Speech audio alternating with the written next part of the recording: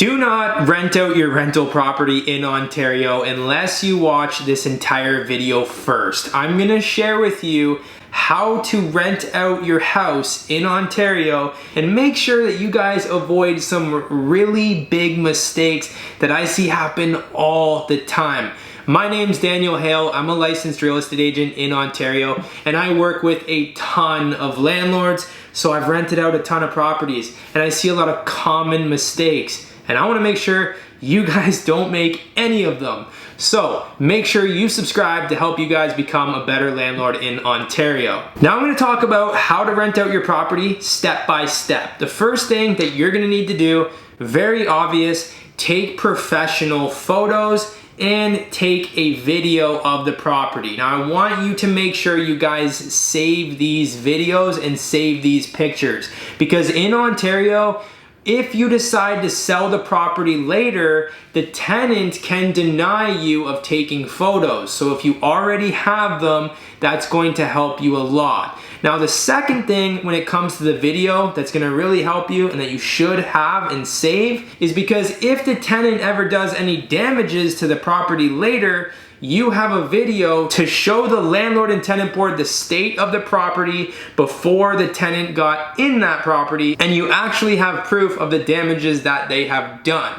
Now, of course, you also want the photos and video for marketing and advertising purposes so that you can showcase the best of the property to get the highest rent, and make sure you receive a bunch of applications and you have a high interest on your property. The higher the interest, the better. This way you can push aside the bad tenants and make sure that you get a qualified tenant that fits your criteria. Now, if you're gonna hire a real estate agent to do this for you, make sure they have experience, because I've seen this time and time again where people hire a real estate agent, that real estate agent puts a tenant in there, doesn't collect the proper documentation, doesn't vet the tenant, and all of a sudden that tenant moves in and immediately stops paying rent, which in Ontario can be a complete nightmare. So make sure you hire a real estate agent that knows what they're doing, and if you're gonna do it yourself, follow these steps. Now you have your pictures, you have your video, you have your property description that you've written down. Now the more things it has, such as laundry, air conditioning, everything the tenant needs,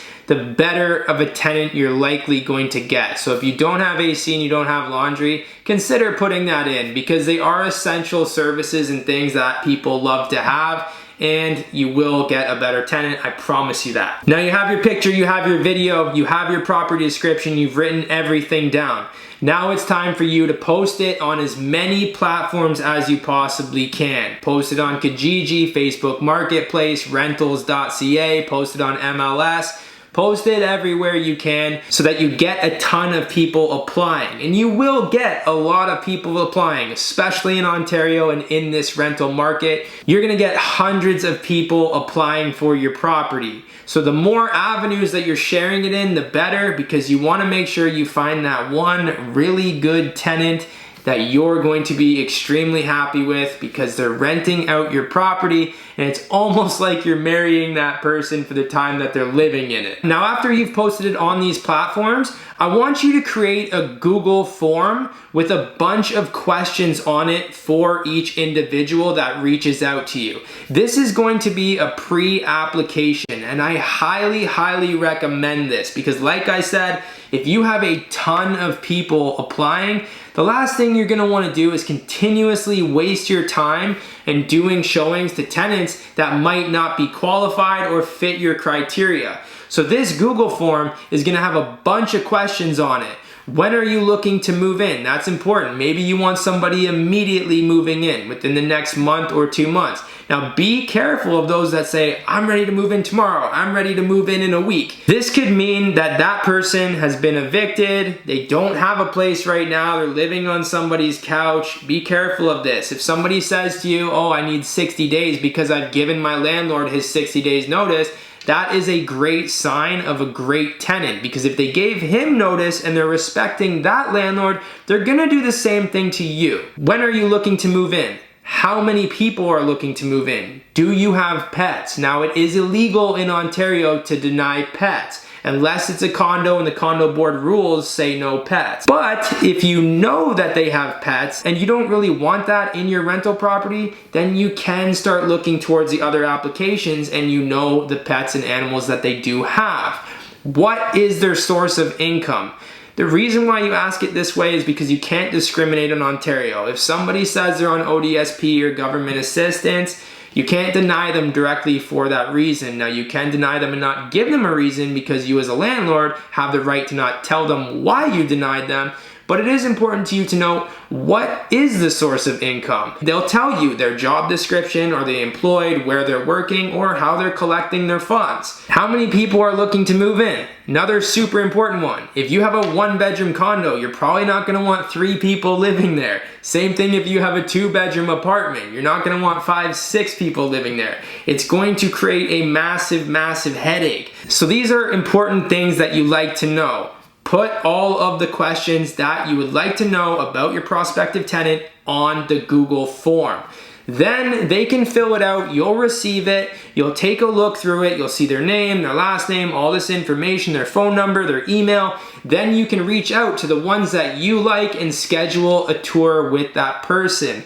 Now you have saved a ton of time. You've weeded out a lot of tenants that you're not interested in renting out your place to, and you're only showing the qualified tenants your property. Complete time saver. I highly recommend you do this. Now, when you show the prospective tenant the property, take a look at the application that they filled out. And I want you to take a tour with that tenant and ask them some questions just to see if you can catch them in a lie, or if they talk about the application, or if they say the same things that they also put on the application, like why are you looking to move?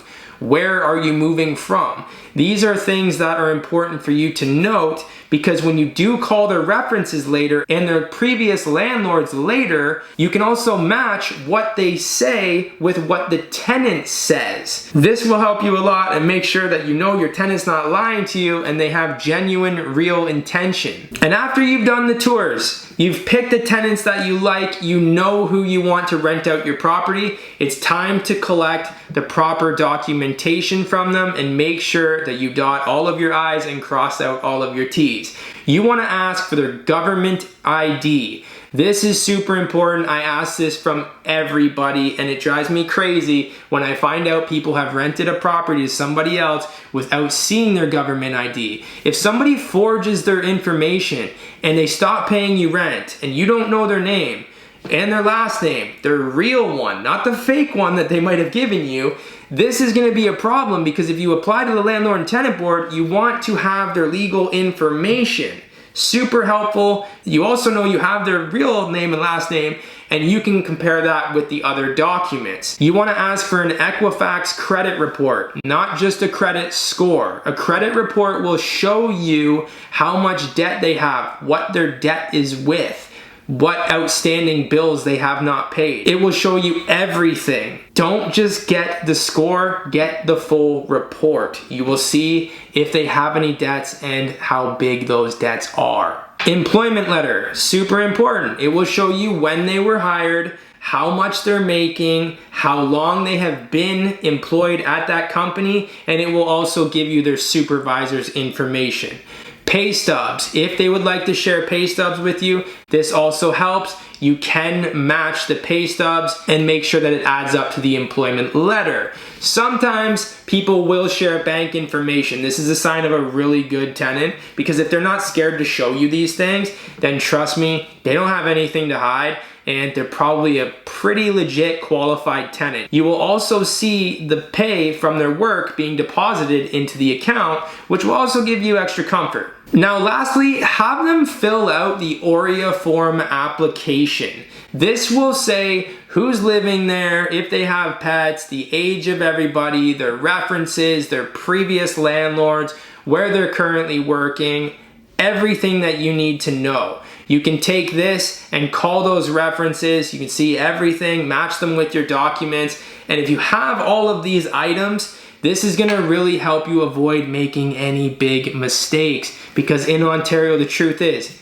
if you make a big mistake, it can take 6 to 8 months just to evict a tenant here. So this is very important and a crucial step. Now that you've selected your tenant, it's time for you to do the Residential Tenancy Act lease. Now, make sure you fill this out properly to a T. You need the utilities to be proper, because if they're not, you can't go and change this later. The tenant will push that on you and say, no, I have a lease with the agreement in it and there's nothing that you can do about it.